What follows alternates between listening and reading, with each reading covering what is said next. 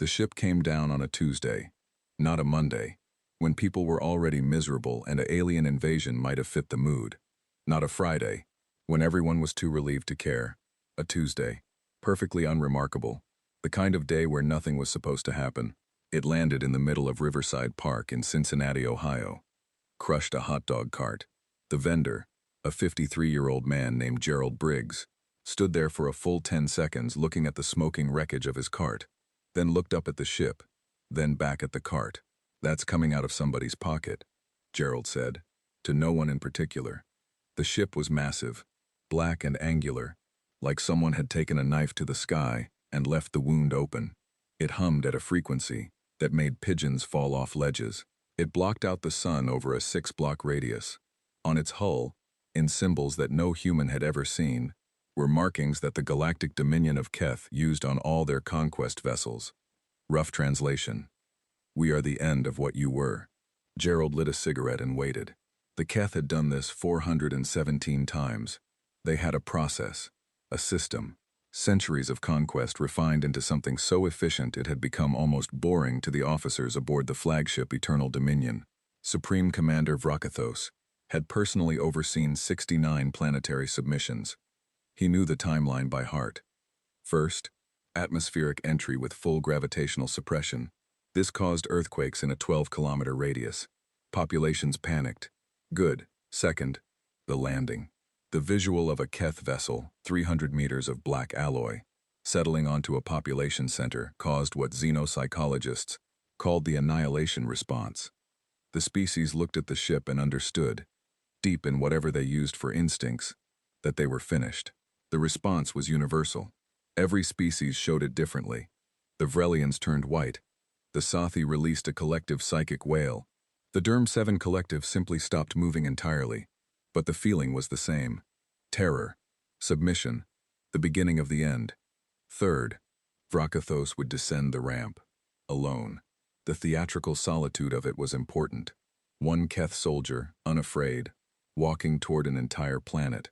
The message was clear without a single word. "We do not even need an army for you." He had done it 69 times. It had worked 69 times. Vrakathos descended the ramp on this, his 70th submission. He heard laughter, not a little laughter, not a nervous, high-pitched release of fear that sometimes species made when cornered. He had cataloged that sound. It was thin and desperate, like air leaving a punctured thing. This was different. This was a crowd of roughly 300 humans. They had gathered in the 12 minutes, since landing, apparently having walked toward the sound of the impact, and they were laughing like he was the funniest thing they had ever seen. One of them had a device pointed at him, recording. Another was holding up a flat rectangular object showing his image to another human, and that other human immediately started laughing harder. A small human, a child he would later learn, pointed at him and said, with complete sincerity, "Mom, he looks like a Pokemon." Vrakathos did not know what a Pokemon was. He stopped at the bottom of the ramp. He was 7 feet tall. His armor was black carbon composite, inscribed with the names of every world he had made kneel. His face, gray-skinned, ridge-boned, with eyes that were entirely silver, had caused, on one memorable occasion, a Vrelian general to faint at 30 meters. His voice, when he spoke, resonated at a pitch calibrated to trigger the fear response in most known biological nervous systems. He used that voice now. "People of this world," he said, the translation device on his chest rendering it in perfect English. "The Keth Dominion has claimed your star system. Resistance is not a choice available to you. Lay down your weapons. Kneel before." Someone in the crowd sneezed. Enormous, honking, completely uncontrolled sneeze. And because humans, apparently, found sneezing funny, especially badly timed sneezes, at least 40 of them lost control of themselves. Vrakathos waited. The laughter didn't stop. It evolved. Layers of it. Some people were laughing at his speech. Some were laughing at the sneeze. Some were laughing at other people laughing. It was a feedback loop of amusement that his xenopsychology training had absolutely no framework for. His second-in-command, Commander Thys, spoke in his earpiece from the bridge. "Supreme Commander, the biological readings from the crowd indicate they are registering amusement, not fear, not aggression. Amusement." "I know," Vrakathos said, very quietly. Should we initiate the atmospheric warning charge? A small one. Just to demonstrate. Not yet. He was a professional. He would handle this. He tried again. We have destroyed civilizations older than your written language, he said. The Vrelian collective, who had ships capable of folding space itself, fell to us in 9 days. The Sathi hive, who had consumed 4 star systems, surrendered without a second battle. Your world is that a chin? A human near the front said. The crowd looked. The Keth had a secondary jaw structure beneath their primary one. It was for crushing bone. And from the human perspective, it apparently looked like a very dramatic chin situation. He's got like 4 chins, someone confirmed. That's not chins. That's his battle mandibles, said another voice, very seriously, as though this was a helpful correction. His what? Battle mandibles. It's a Keth thing. I read about them. You read about them? I mean, the ship landed like 20 minutes ago. But there's already a Wikipedia page. Vrakathos processed this. There was already an information document about his species. Written. Publicly accessible. In 20 minutes. He was familiar with the concept of rapid information exchange, but had assumed it applied to military intelligence networks, not something that a species did recreationally. While standing in front of an active conquest vessel, making notes about his face. Is the Wikipedia page accurate, he asked, before he could stop himself. Complete silence. Then, absolute explosion of noise. Screaming laughter. Someone fell down. An older man in a yellow jacket had to hold on to the person next to him. The child who had mentioned the Pokemon was on the ground, rolling. He wants to know if the Wikipedia page is accurate, someone shouted. And this, somehow, made it worse. Vrakathos stood perfectly still in the storm of human noise. On the bridge, this was very quiet for a moment, then said, Supreme Commander, I am not certain how to log this. He went back up the ramp. He needed to recalibrate. The Keth conquest ship had a war room. 40 of his best officers sat around a table long enough to park vehicles on. Maps of the target planet glowed on every wall. Military projections, resource assessments, population distribution models, the works. Vrakathos stood at the head of the table and looked at his officers. They laughed, he said. Silence. At me, he clarified. More silence, of the deeply uncomfortable variety. Junior Officer Pelk, who was young enough to not fully understand when to keep his mouth shut, said, Is it possible they are a warrior culture that expresses battle readiness through vocalized? They were laughing at my face, Pelk. Pelk went quiet. Senior Intelligence Officer Drott pulled up everything they had managed to gather on humans in the weeks of passive observation before landing. It wasn't much. The Keth Advanced Scouts had flagged humans as a Category 3 species, which meant primitive spaceflight capability, moderate industrial development, fractured political structure, not a threat. The threat level had never been the issue. The Keth did not conquer planets because they were threatened. They conquered because they could. Because order required it. Because the Dominion had decided, 300 years ago, that a unified galaxy under Keth rule was more efficient than the chaos of independent civilizations bumbling around making mistakes. The problem was not threat level. The problem was that the submission ritual required fear, and these creatures were apparently constitutionally incapable of it. Drott brought up audio from the crowd. They had been monitoring, just standing there, like, come on, really? Someone needs to tell him the whole, "We destroyed civilizations" speech hasn't landed since 2004. I'm literally going to make a TikTok. What is a TikTok? Said this. Nobody knew. Drott found a visual from one of the humans' recording devices, already uploaded to some sort of global network. It showed Vrakathos descending the ramp, in full armor, against the backdrop of the Eternal Dominion. Looking, he had to admit, extremely imposing. The humans had added music to it. He did not know the song, but the rhythm was cheerful. Bouncy, even. He watched himself march down the ramp to cheerful bouncy music, while a counter in the corner showed an ever-increasing number of humans who had watched it. The number was, in under 2 hours, approaching 1 million. Take that down, Vrakathos said. We cannot, Drott said. It is on a distributed network. There is no central point to. I said take it down, Supreme Commander. There are now 47 copies of it. He breathed slowly, controlled his response. He was a professional.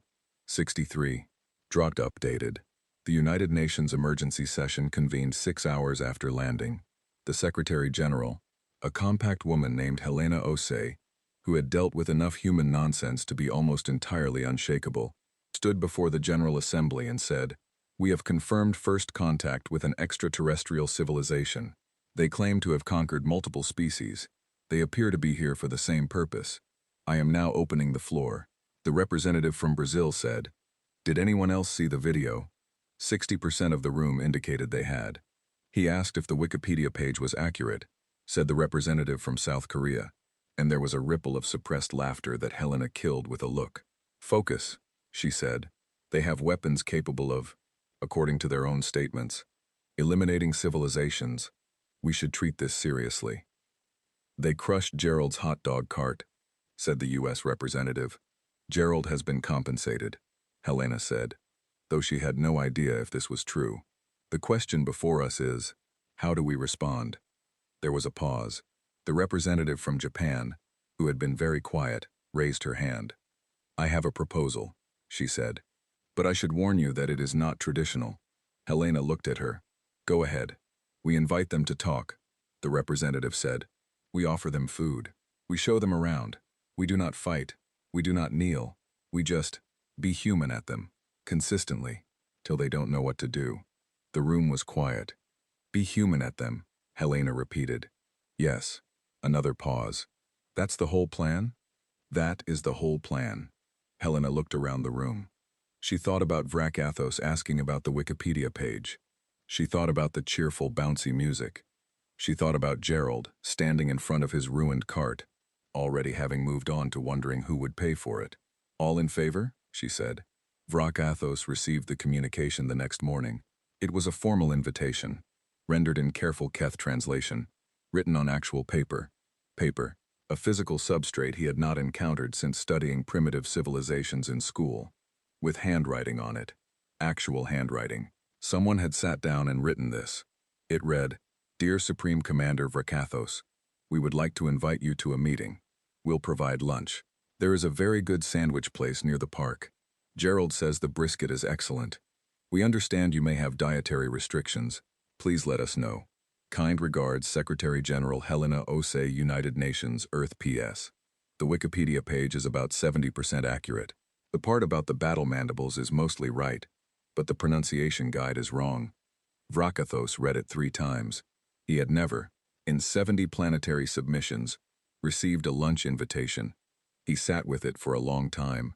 Then he called Thys. "Get me a xenobiology briefing on human food," he said, "and find out what a brisket is." "Yes, Supreme Commander." A pause. "Are we going to lunch?" Vrakathos looked out the viewport at the city beyond the park. He could see small groups of humans moving around the Eternal Dominion's landing, perimeter. Not in panic. Not fleeing. Some were taking pictures. Some were selling things to each other. One had set up what appeared to be a folding table and was sketching portraits of the ship in charcoal. Selling them, apparently. "We are going to lunch," Vrakathos said. He had no idea what came after that. For the first time in 70 campaigns, neither did anyone on his ship. The brisket was, objectively, incredible. Vrakathos did not say this out loud. He was Supreme Commander of the 7th Conquest Fleet of the Keth Galactic Dominion. He had eaten the ritual victory feast on 69 conquered worlds. He had consumed things that did not technically stop moving until they were already in his secondary digestive chamber. He was not going to admit that a slow-cooked piece of cattle from a small restaurant in Cincinnati was doing something to him on a molecular level. But it was. Helena Osei watched him eat from across the table. She had chosen a small private room in the back of the restaurant. 4 UN security personnel stood outside the door. They were there mostly because protocol required bodies standing near things, not because anyone expected them to help much if a 7-foot alien with battle mandibles decided to cause problems. 4 other humans sat at the table. 2 advisors, a xenolinguist named Dr. Miriam Park who kept a small notebook and wrote in it constantly, and a man named Carl who was Helena's chief of staff, and whose main personality trait appeared to be calm in direct proportion to how catastrophic the situation was. He was, at this moment, approximately the calmest person on Earth. Thys sat beside Vrakathos. 2 other Keth officers flanked them. They had eaten nothing. They were watching their supreme commander try brisket with the alert stillness of people witnessing something they did not have protocol for. The sauce, Vrakathos said finally. The sauce is the thing, Helena agreed. What is in it? Gerald won't say. It's been the same recipe for 30 years. She paused. Gerald is the hot dog vendor whose cart was in the landing path. Vrakathos looked up. This is his food? His cousin owns the restaurant. The family caters events. She smiled very slightly. He sends his best. A silence. We destroyed the mobile food unit. Vrakathos said. You did. Another silence. We will compensate. He already replaced it, Helena said. He's doing fine. He sold the video rights to the story for more than the cart was worth. She picked up her coffee. Gerald is very adaptable. Vrakathos was beginning to understand. The central trait of the species. Miriam Park had been working on the Keth language since 2 hours after the ship landed. She had a gift for it. She was the kind of person who learned languages the way other people learn to breathe. Not by studying rules, but by absorbing patterns. By listening until the structure revealed itself from the inside. She had 11 languages by the age of 24. She thought in whichever one fit the idea best. The Keth language was structured around hierarchy and finality. Every sentence was organized to tell you who was dominant, and whether the thing being discussed was permanent or temporary.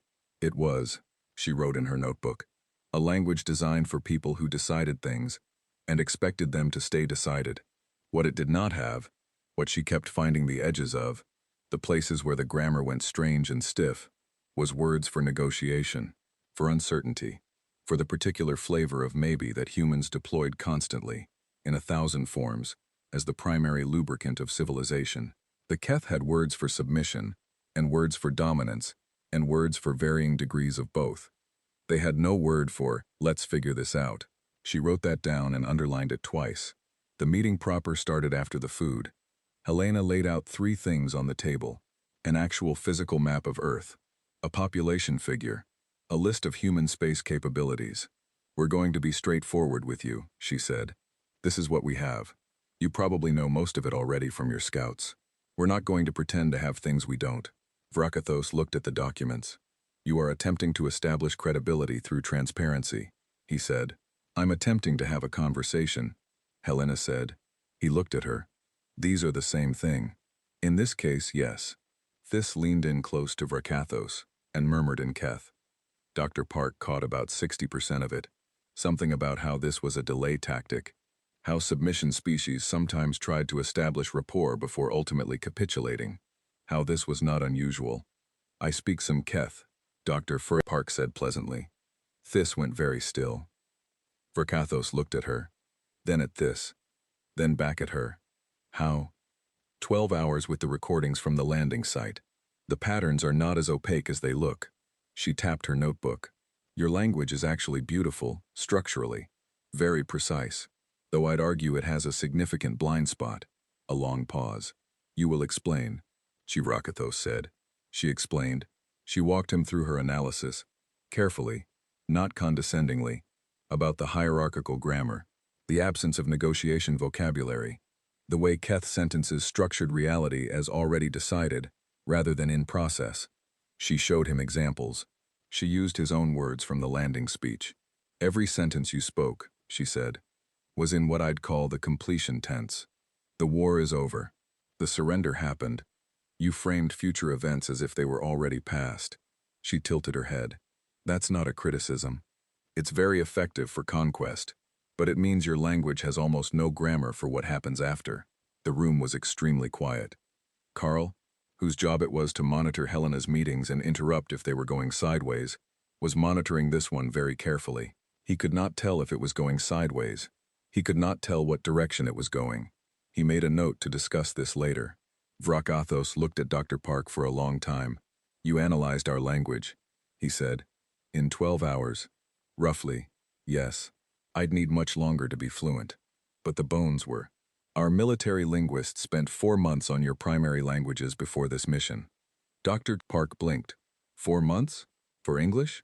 She seemed genuinely surprised. English is not a hard language. It has no consistent rules. Vrakathos said. That's what makes it easy, she said. If it has no rules, you can't break them. He stared at her. She smiled. The meeting went for 6 hours. This was not how Keth conquest meetings worked. Conquest meetings had a structure. Keth delegation presented terms. Subject species accepted, or subject species received a demonstration of what non-acceptance looked like. The whole thing typically resolved in under 40 minutes. 6 hours was a negotiation. The Keth did not have negotiations. They had, by the 4th hour, 3 large plates of what the humans called cookies on the table, because Helena had decided that if this was going to go long, then there should be snacks. And Thys, who had resolved around the 2-hour mark to simply try things as they happened, because the alternative was a headache, had eaten 7 of them. They were discussing, of all things, trade. Not the trade of resources for submission. Not the trade of continued existence for compliance. Helena had somehow, through a very gradual sequence of questions and redirections that Vrakathos was still tracing backward to find the origin point, gotten them to discussing what the Keth actually wanted from this system, and what humans could actually provide, and whether any of it might be structured as an exchange rather than an extraction. The Keth wanted minerals from the asteroid belt, specifically, a compound found in trace amounts in human asteroids that was critical for Keth drive systems and increasingly rare in the inner Dominion territories. The humans could provide that. What humans wanted, safe passage through Dominion-controlled space, because human probes had been quietly disappearing for 20 years at the edge of explored territory, and everyone had a theory but nobody had proof, and it turned out the proof was sitting across the table eating cookies. The Keth could provide that. This is a trade agreement, Vrakathos said, at some point in the 5th hour, with the tone of a man naming something he did not expect to be naming today. It is, Helena said. We came here to— I know why you came, she said. I'm offering you something better than what you came for. He looked at her. What you came for, she said, slowly, is a subject world that gives you what you need and absorbs the administrative cost of managing it. What I'm offering is a trading partner that gives you what you need and manages itself. She put her hands flat on the table. We're better as a partner than as a territory. I can prove that with numbers, if you want the numbers. Carl slid a folder across the table. He had prepared numbers. Vrakathos looked at the folder. He looked at Helena. He looked at Thys, who had cookie crumbs on his uniform, and the expression of someone who had stopped being able to contextualize the day about 3 hours ago. He picked up the folder. The Keth officers retreated to their ship at midnight. The Eternal Dominion hummed quietly in Riverside Park. The hot dog cart was back. Gerald's replacement, newer and shinier, with a small handmade sign that said, "As seen during the invasion." He had already sold out twice. Vrakathos stood at the viewport and looked at the city. It did not look like a conquered city. It looked exactly like it had before they landed. Lights on, movement, the particular organized chaos of a large human settlement doing what it did. He had watched submissive cities. They went quiet. They dimmed. The populations either fled or huddled. The cities became still in the way living things became still when they were holding their breath. Cincinnati was not holding its breath. 3 blocks from the ship, he could see a lit-up sign on a bar that now read, "First Contact Night, Drink Specials." A crowd was going in and out. They were having a party. Supreme Commander. Thys appeared at his shoulder. I have run the resource calculations from the trade proposal. The numbers are— he paused. They are better than extraction, sir. Significantly better. Over a 20-year projection. Vrakathos said nothing. They also factored in our patrol route inefficiencies, Thys continued, sounding slightly wounded. They identified 3 sectors where we are losing drive fuel to gravity compensation miscalculation. They corrected the math and included it in the projections. They corrected our math. The Dr. Park person did it in the margins of the document. By hand. Another pause. She was correct. Vrakathos turned from the window. He thought about 69 campaigns. He thought about the Vrelians, who had folded space, who had gone white and crumbled. He thought about the Sathi, who had consumed star systems and still, in the end, found the Keth were bigger. He thought about every species that had looked at his face and understood, in their bones, that this was the end of what they were. He thought about a woman putting down cookies and sliding over a folder of better numbers. He thought about a language with no grammar for what happens after. We will respond to their proposal in the morning, he said. Are we? Thys started, stopped, tried again. What are we doing? Vrakathos was quiet for a moment. I don't know yet, he said. It was the most honest thing he had said in 70 campaigns. Across the city, Dr. Miriam Park was awake in her hotel room, surrounded by notes, dilding a Keth grammar from scratch. She had moved past the bones. She was into the marrow now, the verb tenses that didn't exist, the pronouns that distinguished between those who acted and those who were acted upon, the particular way Keth structured questions as barely disguised commands. She was also working, in a separate notebook, on something else. She was finding the gaps, the places where the language strained, the conjugations that almost worked for uncertainty but didn't quite, the nouns that circled compromise without landing on it. She was mapping a civilization's psychology through its grammar, the way you mapped a person's fears by watching what words they never used. The Keth were afraid of exactly one thing, she was starting to think. Not losing. They had lost battles before. She'd found references in their speech patterns, the special past tense form used for things that happened and were overcome. They were afraid of not knowing what came next. That was the gap in the language. That was the thing their grammar could not hold. The future, for the Keth, was always already decided, either by their own design or by the fact of their dominance. The idea of a future that was genuinely open, genuinely uncertain, genuinely waiting to be made rather than executed.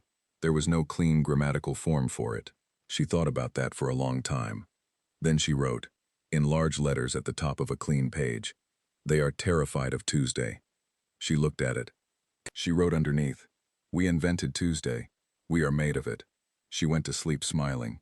The Dominion High Council received Vrakathos's preliminary report on a Wednesday. They read it 3 times collectively. Then they read it again individually. Then Supreme Arbiter Korath, who was 900 years old, which in Keth terms meant he had personally overseen the architecture of the Dominion's last 2 centuries of expansion, summoned an emergency session and sat at the head of the council table with the report in front of him and said, very slowly, "Explain this sentence." He pointed to a line near the bottom of the 3rd page. It read, "I am recommending a trade partnership framework in lieu of standard territorial submission." The council was quiet for a long time. "They resisted," said Councilmember Vreth, who handled military affairs.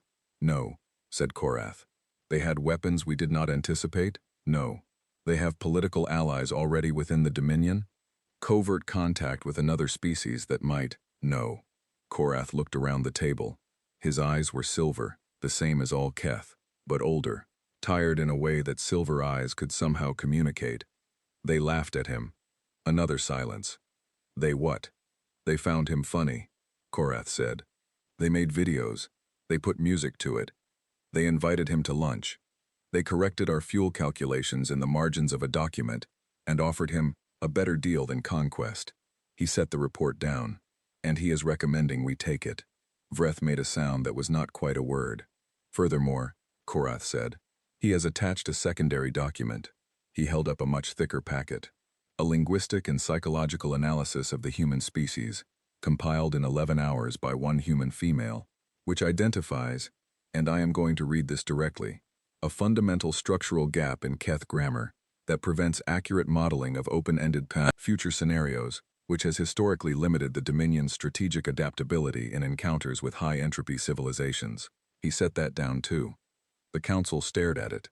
"A human," said Councilmember Dawes, very carefully, "wrote a critique of Keth's strategic cognition, based on our grammar, in 11 hours. She was apparently being polite about it," Korath said.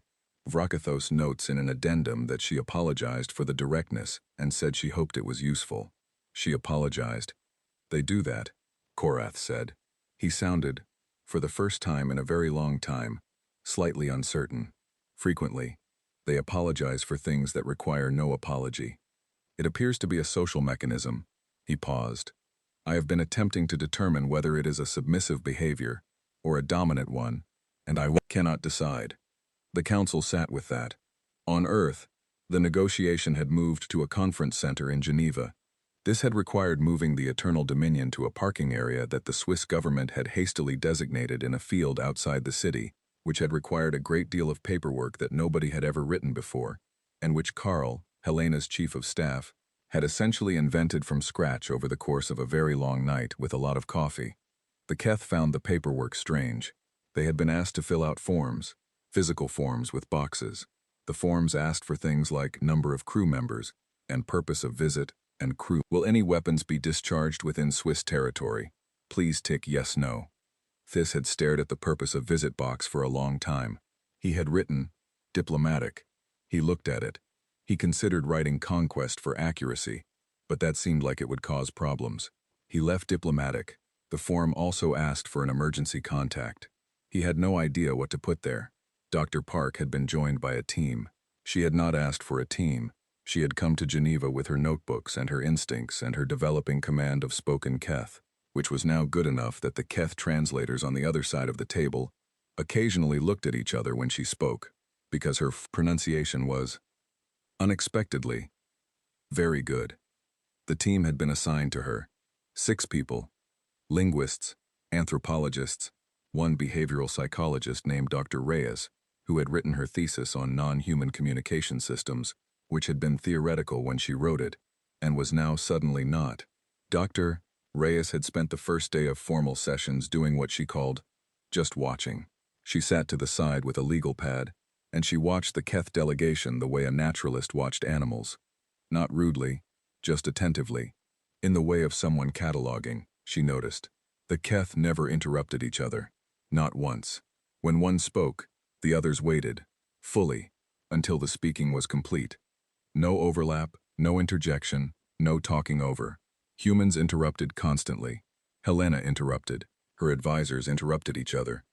Dr. Park, in full flow about a linguistic point, got interrupted by Carl, who got interrupted by Helena, who got interrupted by Dr. Park finishing her original sentence. The Keth watched this with what Dr. Reyes was fairly certain was controlled horror. They think we're in conflict, she murmured to Carl during a break. Every time we talk over each other, they're reading it as internal disagreement, potential instability. Carl considered this. Is that bad? I genuinely don't know, she said. It might be making us look chaotic. Or it might be making us look like we operate fine even when chaotic, which might be scarier. Carl thought about this. Let's not change it then, he said. Let them figure us out. Vrakathos, across the table, was trying to figure them out. He had been trying since Tuesday. The more data he gathered, the more the picture complicated. He had gone in expecting a Category 3 civilization, primitive, fractured, easily overawed. The category system was built on measurable factors: technological development, political unity, military capacity. It did not measure the thing humans apparently had in excess, which he was still struggling to name. It was not bravery. Bravery was a thing you had because something scared you, and you acted anyway. The humans he had encountered were not acting despite fear. They were genuinely, structurally less afraid than they should have been. It was not ignorance. Dr. Park had analyzed their grammar in 11 hours. The UN advisor Carl had produced a 20-year resource projection that Vrakathos's own economists, when shown it, had revised their own models against. These were not beings who didn't understand what they were facing. They understood. They just continued. He watched Helena refill her coffee cup during a break. She had been awake. He had confirmed this through the hotel's surveillance feeds, which his technical officers had accessed in the first 20 minutes, because of course they had, for 31 of the last 36 hours. She moved like it. She also moved like she would not stop until the thing she was doing was done. You are not afraid, he said. He had not meant to say it out loud. It came out in the break, while most of the room was getting coffee or stretching, when it was briefly just him and Helena standing near the window. She looked at him. Of what specifically? Of us. A pause. She looked out the window at the Geneva skyline. I didn't say that. You behave as though I'm terrified, she said, in the same even tone she used for everything, which made the word terrified land strangely, like it was a fact, not a confession. You have weapons that ended civilizations. You've been doing this for centuries. You landed on a Tuesday and expected us to fold. She took a sip of coffee.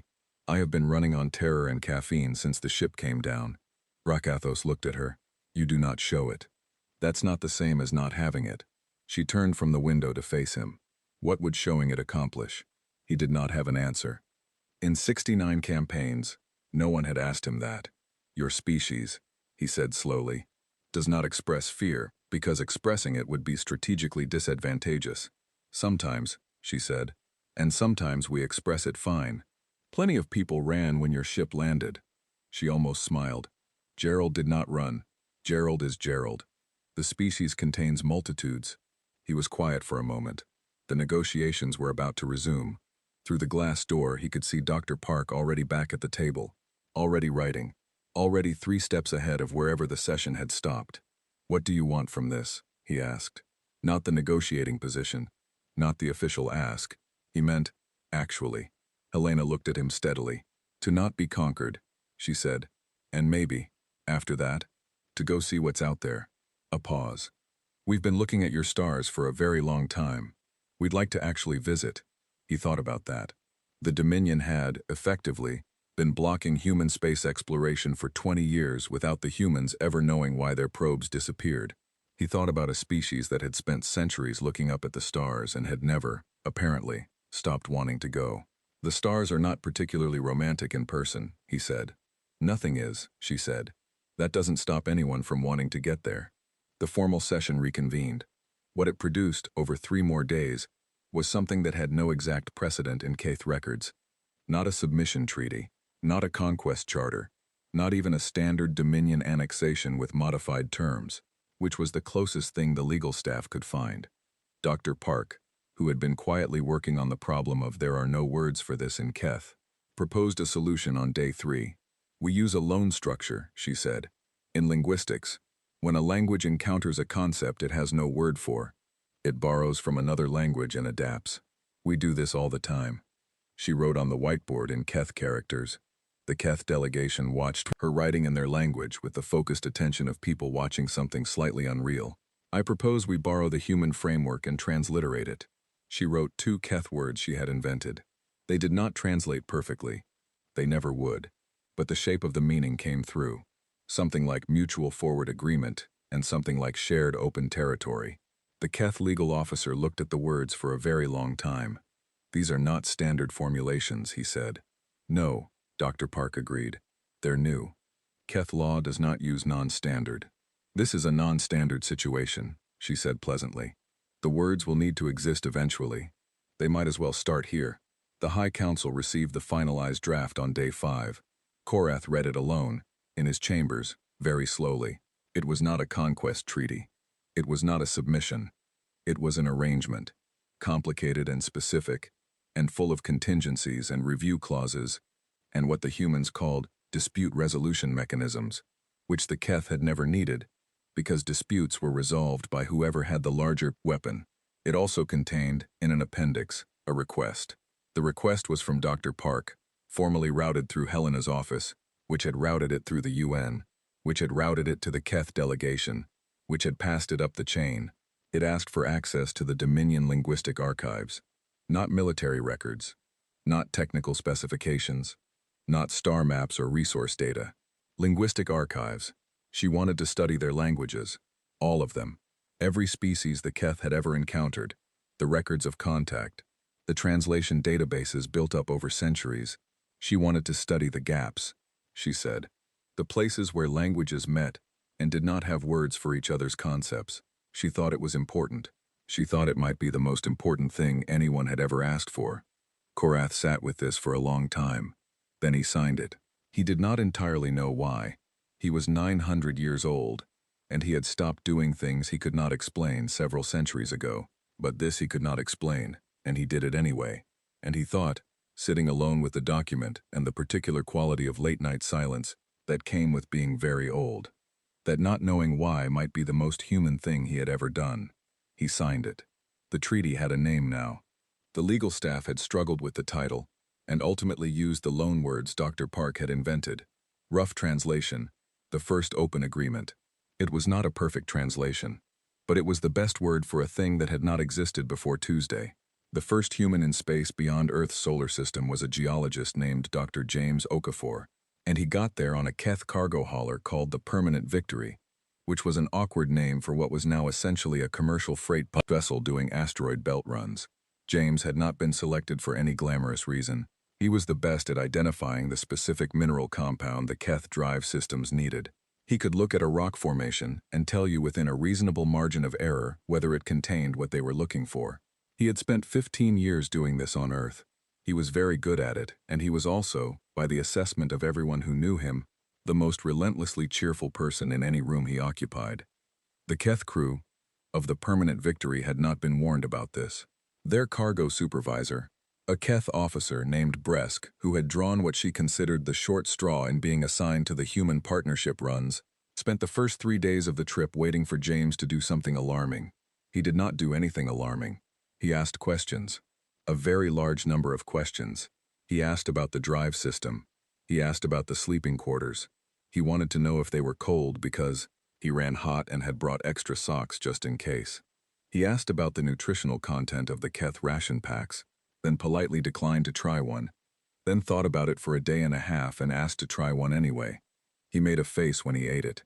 He said it was interesting. He asked what was in it. Bresk told him. He wrote it down. "Why are you writing that down?" she said. "I like knowing what's in things," he said. "Food, rocks, people, same principle." She stared at him. "That was a joke," he said. "Mostly." The Permanent Victory had a crew of 22. By the end of the first week, James had learned all their names. Not the official designations. The Keth used positional titles more than names in professional settings, but the actual names that their families called them. He had asked each of them directly and individually, and with an expression of such genuine interest that most of them had answered. Before realizing this was not a standard question, Bresk watched this happen and could not identify what it was. The closest Keth framework she had was information gathering, which was a tactical behavior, but information gatherers did not look at you like you were the most interesting thing they had encountered this week. They looked through you. James looked at you. Specifically at you. Like the answer to whatever question he'd just asked was going to be excellent, and he couldn't wait to hear. It was disarming in a way she had no word for. She looked it up in the loanword appendix that Dr.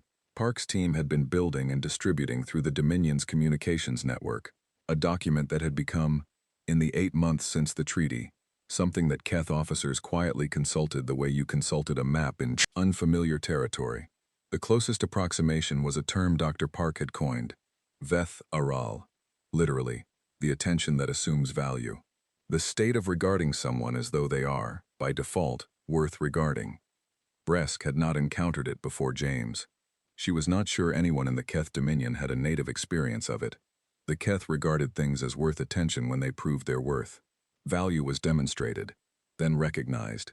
The idea of assuming it in advance, of treating someone as interesting before they had done anything interesting, was structurally strange. She tried it, once, on the 4th week of the run. She asked James a question, not about the work, not about the mineral readings or the formation structures. She asked him about the socks, the extra socks he had brought. She asked why he ran hot, what that phrase meant, what it felt like, whether it was a human-wide trait or individual. James's face did a thing. It was not a large thing, but Bresk, who had been watching him for 4 weeks, recognized it as distinct from his baseline expression. Something shifted, briefly, in the area around his eyes. He told her, about running hot since childhood, about his mother saying he was like a space heater, about the specific misery of socks in a warm climate, and the bliss of cool floors. He told her about growing up in Lagos. He told her 3 other things that had nothing to do with socks, but that came out naturally, the way things come out when someone asks a question they actually want answered. He talked for 11 minutes. Then he stopped and said, "Sorry, you got a lot more than you bargained for." "No," Bresk said. He looked at her. "I asked," she said. "I wanted to know." He smiled. It was, she noted, slightly different from his usual smile. Smaller. Actual, somehow. In a way the larger version sometimes was not. She wrote the observation in her personal log that night. Not an official log, a personal one. She had started keeping it after the first week. She did not examine why. The asteroid belt work went well. James found 3 viable sites in the first survey pass. The Permanent Victory's technical crew ran the extraction samples and confirmed. The quality was better than what the Dominion was getting from its current sources. Significantly better. The projection from Earth's economists had been right. The asteroid belt was worth more as a supply source than the planet below it was worth as a territory. Word traveled up the chain. The High Council reviewed the first quarter results and added 3 additional vessels to the partnership runs. The additional vessels needed human geological consultants. There were not enough human geological consultants immediately available, partly because the whole thing had moved faster than anyone expected, and partly because there was a specific skill set required, and finding people with it plus the psychological profile suitable for extended Keth crew contact took time. James had been asked to help identify candidates. He had sent a list of 7 people, with notes on each one. The notes were not formatted like professional assessments. They read more like, Priya, best eye for formation structure I've ever seen. Also, she's done 6 months at an Antarctic research station, so she's fine with confined spaces and difficult colleagues. And her sense of humor is good, which matters more than I can explain. And Marcus knows more about compound analysis than anyone I know. Can be prickly at first, but warm up fast. Just don't question his methodology before he's had coffee, or you'll have a bad morning. Bresk had read these notes. She had been asked to review them as the senior officer with human contact experience. She had recommended all 7, not because the professional qualifications were strong, though they were, because James's notes gave her something the standard personnel files never did. Sense of humor is good, which matters more than I can explain. She thought about that for a while. She thought about 4 weeks on the permanent victory, and James's 11 minutes about socks, and the particular way the crew had changed, not obviously, not in their work performance, but in some quality she was still mapping, over the course of the run. She was starting to think she understood what he had been unable to explain. It mattered, because you were going to be in a small metal container with another consciousness for months at a time. It mattered, because the work was hard, and the distances were real, and the loneliness of space was a weight that settled. It mattered because humans, apparently, carried the lightness with them, and it transferred slowly, like temperature through a wall. She filed her recommendation. She also sent a personal message to Vrakathos, who had taken an interest in the operational reports from the partnership runs. It said, I think we should increase the human contact allocation on the extended routes. Not for efficiency reasons, he sent back. For what reasons? She thought about how to answer that in Keth, found that the language strained at it, switched to the loanword appendix, found the term she needed. Vetharal, she wrote. I think we are learning something about it. Back on Earth, Dr. Park had her archives, 8 months of access, 8 months of sitting in what the Dominion had set up as a data relay station. A small, intensely utilitarian building in Geneva that smelled of Keth environmental processors and inadequate ventilation, surrounded by the recorded language contacts of every species the Keth had ever encountered. There were 412 of them. Some were extinct. A significant number were extinct. The Dominion did not have a good track record on that front, and Dr. Park had known this going in, had prepared herself for it, and had still found the data harder to sit with than she'd expected. She cataloged them methodically, the living ones first, 63 species currently under Dominion administration in some form, then the ones who had surrendered and survived in smaller, managed populations, then the ones who had resisted and not survived. She was looking for the gaps, the places in the language contact records where civilizations had met the Keth, and there had been no words for what followed. She found them everywhere. Every species had tried to communicate in the same basic way, through the framework they already had. The Vrelians had used mathematical notation because they trusted mathematics. The Sathi had broadcast emotional frequencies because that was their primary mode. The Derm 7 had been entirely silent because silence, in their culture, was the highest form of respect, and they had wanted to offer it. None of them had had words for not knowing what comes next but continuing anyway. None of them had had the particular grammatical structure that humans deployed constantly, the one Dr. Park had started calling the living present, the tense that said this is happening and I don't know how it ends, and I'm doing it regardless. Human language was full of it. Not just English, she had checked. Across languages, across cultures, across the full wild divergence of human communication systems. They all had it. The tense of ongoing uncertain action, the grammar of continuing without the ending written. The Keth had a completion tense and a past tense and a command tense. They had no present tense of continuation. She was writing a paper, a formal linguistic analysis. She was also writing something else, a secondary document that was not a paper exactly. It was more like a letter, addressed to no one specific, that kept growing. It said things like, every species that faced the Keth tried to speak the language of what they already were. They brought their best self to the contact. The Vrelians brought their mathematics. The Sathi brought their feeling. The Derm 7 brought their silence. And the problem is not that these were wrong. They were beautiful. They were true. The problem is that the Keth language had no socket for any of it. The messages were sent perfectly. They just had nowhere to land. And humans did not send a message. Humans laughed at a bad landing, made a TikTok, offered brisket, and corrected the math. This is not a diplomatic strategy. This is just what humans do when something unexpected happens. We process it through humor and food and compulsive information sharing. We could not help it. Gerald could not help it. The child who said Pokemon could not help it. And, at the bottom, the sentence she kept coming back to. The most human thing about first contact was that nobody planned it. The Dominion High Council summoned Dr. Park to a formal address 6 months into her archive access. She went alone. She had been told she could bring colleagues. She brought her notebooks. The council chamber was enormous. The ceiling was so high, it was atmospheric. Korath sat at the head of the table and looked at her across 60 feet of polished floor. 11 council members on each side, 22 Keth in total, all silver-eyed and ancient-seeming in the way the Keth seemed ancient even when they were young. You have been studying our records, Korath said. Yes, she said. And you have been composing an analysis. Yes, we have read portions of it. She was not surprised. She had not been hiding it. What did you think? A silence. The kind that had weight. You say, Korath said slowly, that the Dominion's conquest methodology has a fundamental design failure, that we have been solving a problem that did not require the solution we applied. I say the Dominion found an answer before it finished understanding the question, she said, which is a very common mistake. Humans make it constantly. Another silence. You include humans in your critique, Korath said. I include everyone, she said. It's a paper about language. Language is how you model reality.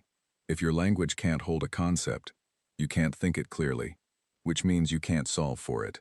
The Dominion's language couldn't hold partnership, so the Dominion never built toward it. Earth's languages couldn't hold the universe is not alone, so we spent centuries arguing about whether it was true, before we had any evidence either. Way. She shifted her notebook under her arm.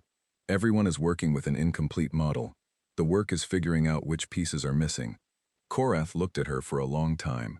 He was 900 years old, and had signed a treaty he could not fully explain, and had started keeping, in the evenings, a personal log of his own. He had not told anyone this. What pieces, he said, does the human model have that we lack? Dr. Park thought about it. Not the academic answer. She had written that. The real answer. We're good at not finishing sentences, she said. We start things without knowing the ending. We're very bad at stopping once we've started. And we cannot, under any circumstances, resist asking what's in something once we notice it's there. She gestured at the room around her. The archive, the council, the 900 years of records she was still working through. I noticed the archive was there, she said. I couldn't help it. Korath made a sound. It was not quite a laugh. The Keth did not really laugh, but it was adjacent to one. Continue your work, he said. She continued. 2 years after the ship landed on a Tuesday, the Galactic Dominion of Keth held its first open session. This had not been a planned event. Very little of what had happened in 2 years had been planned. Things had accumulated instead, the way things accumulate when you open a door expecting a closet and find a hallway, and follow the hallway because that is what you do, and the hallway keeps going. The session happened because of a species called the Veth Harani. They were a Category 5, the highest threat classification the Keth used, reserved for civilizations with significant military capacity, developed FTL travel, and a documented willingness to use both. The Dominion had been managing a cold standoff with the Veth Harani for 60 years. Not war, not peace.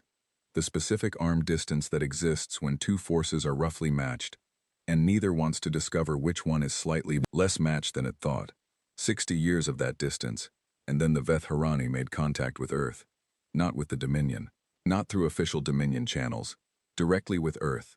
A transmission picked up by a human radio telescope array in New Mexico, rendering in a language no human had ever heard, which Dr. Park's team had decoded in 17 hours, and which said, approximately, "We know about your arrangement with the Keth. We would like to talk." Helena had forwarded it to Vrakathos before responding. This was the moment. Reading that forwarded message with its attached note from Helena. "Thought you should see this before we answer. Let us know what you think." That Vrakathos had understood that something had shifted in a way that was not reversible. The Keth did not consult subject worlds before engaging with other powers. They did not say, "Let us know what you think." Dominion space was Dominion space. Threats were Keth threats to manage. But Helena had said, "Thought you should see this," and Vrakathos had read it, and his first instinct had not been, "This is a violation of protocol, but we should figure this out together." And the instinct had arrived so cleanly, so without friction, that he had only noticed how strange it was when he was already composing his reply. He had written back, "Don't respond yet. Can we meet?" They met. Vrakathos and Helena and Dr. Park and Carl and Thys and, because she was now effectively the senior Keth expert on human operational contact, Bresk, who had just returned from her 4th partnership run, this time with a geologist named Priya who was, as James had promised, excellent. They met, and they talked. And what came out of the talking was something that required a new word. Not an alliance exactly. Not a partnership exactly. Something more specific and stranger. A shared decision to bring the Veth Harani to the table. Not to fight them, not to absorb them, to talk to them, to find out what they wanted and whether there was a language for it. "You want to do to them," Vrakathos said. "What you did to us."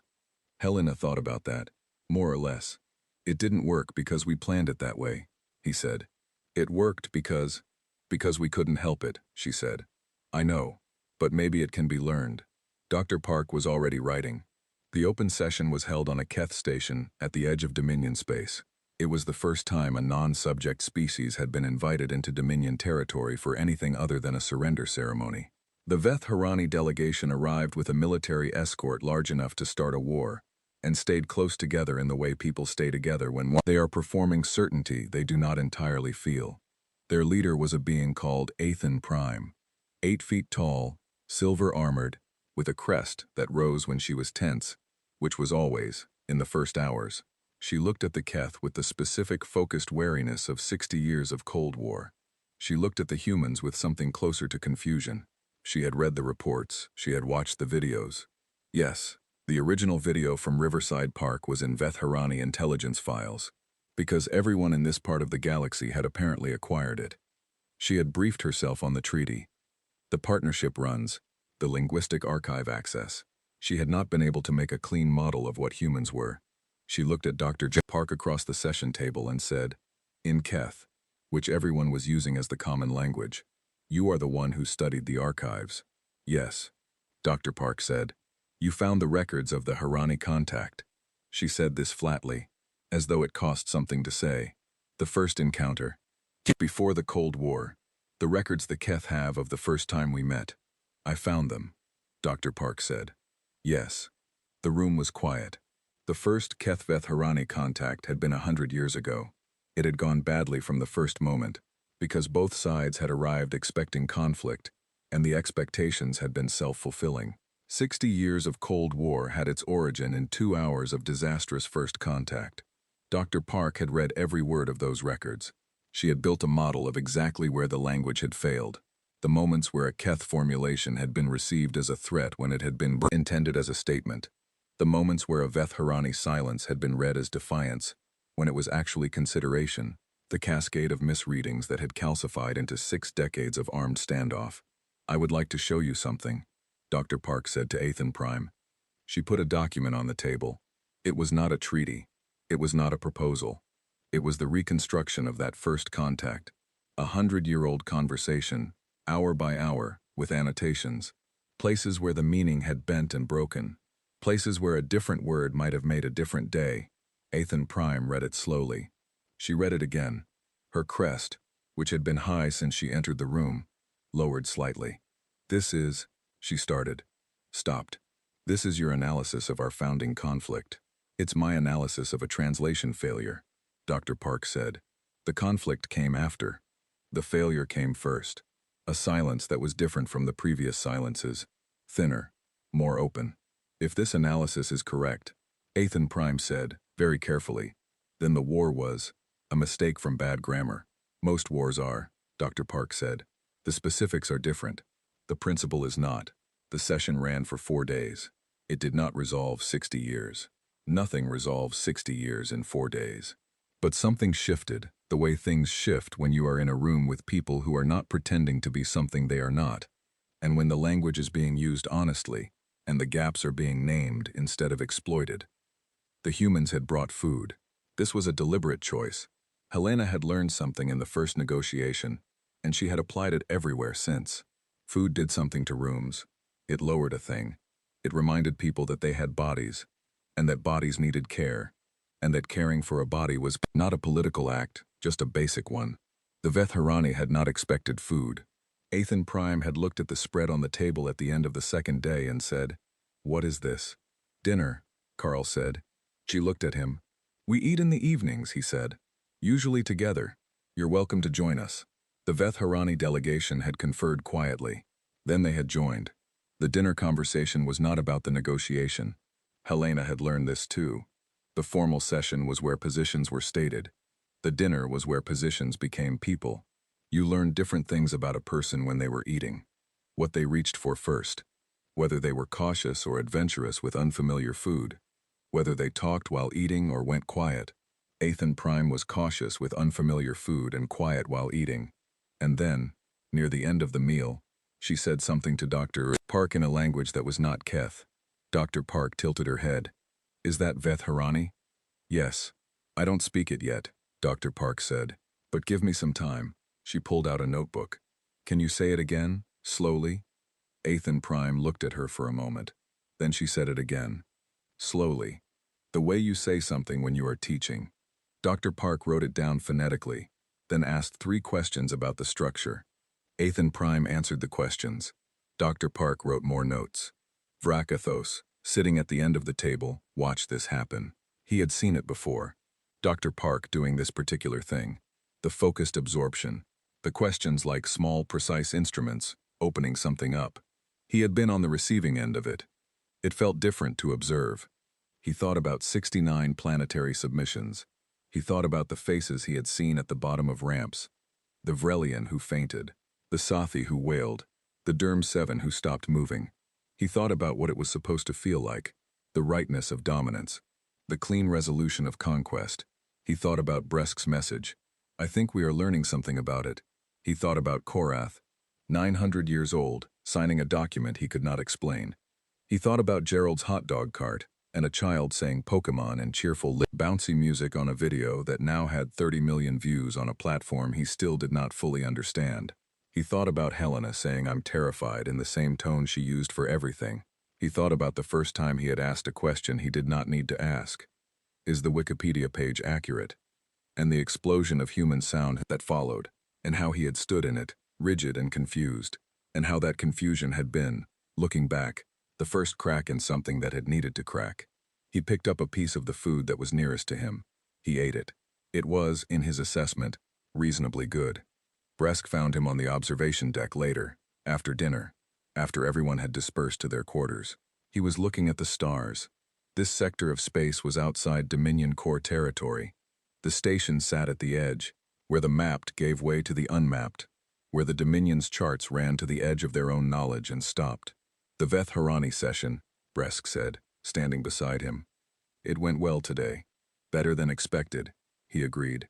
James would say that most days go better than expected if you stop expecting the worst of them. Vrakathos considered this. "You quote him often. He says memorable things," she said, without trying. "That might be the most memorable thing about him." A quiet.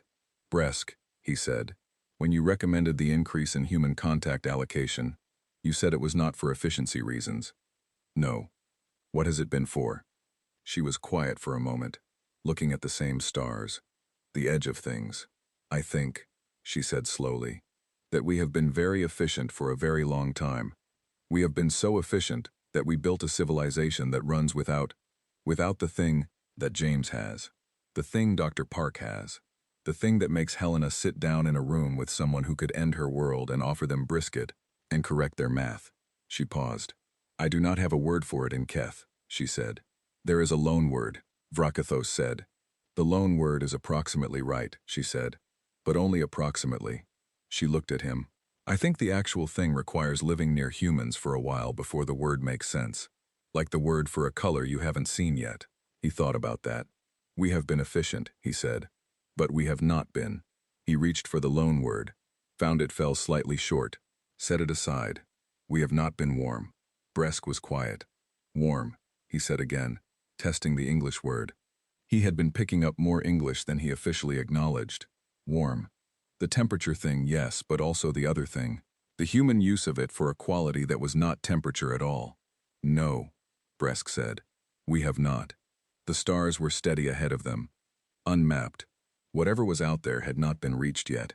James says, Bresk continued, that space looks different when you're traveling towards something than when you're arriving to claim it. What does that mean? I think you have to go out there to understand it, she said.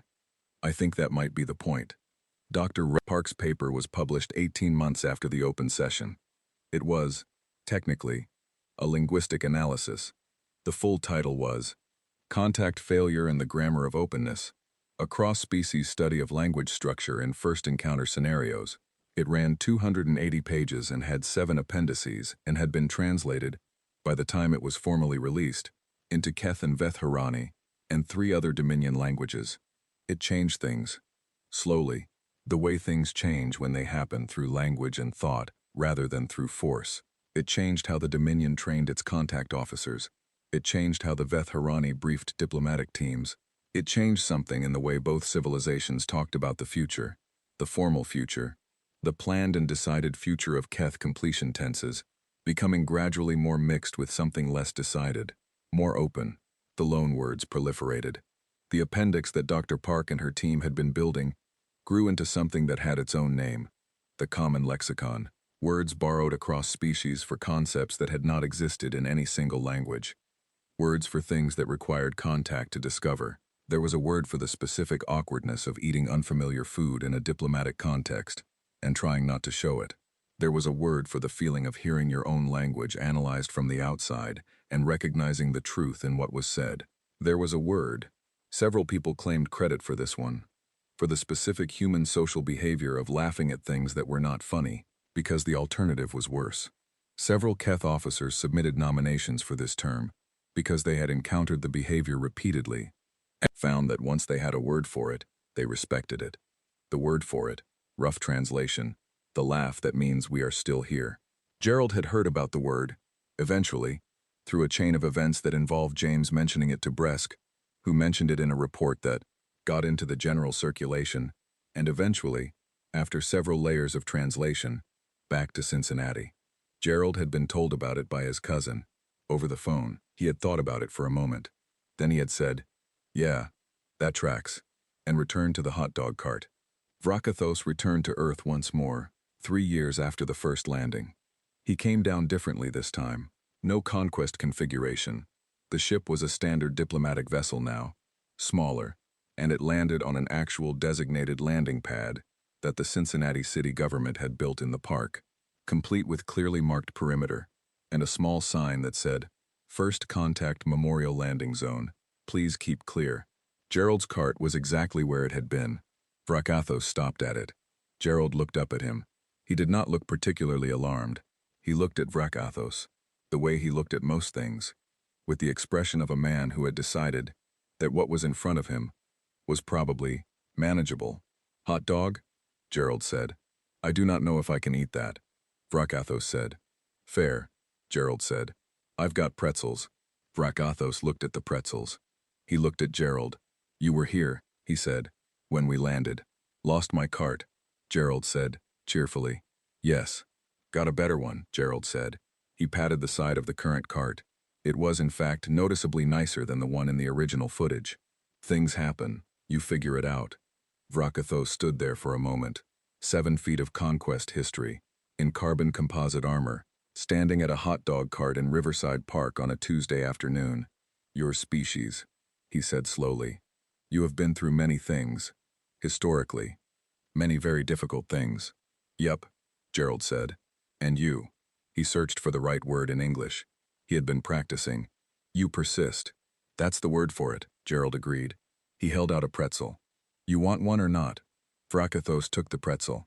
He was not certain he could eat it. He ate it anyway. It was, he decided, quite good.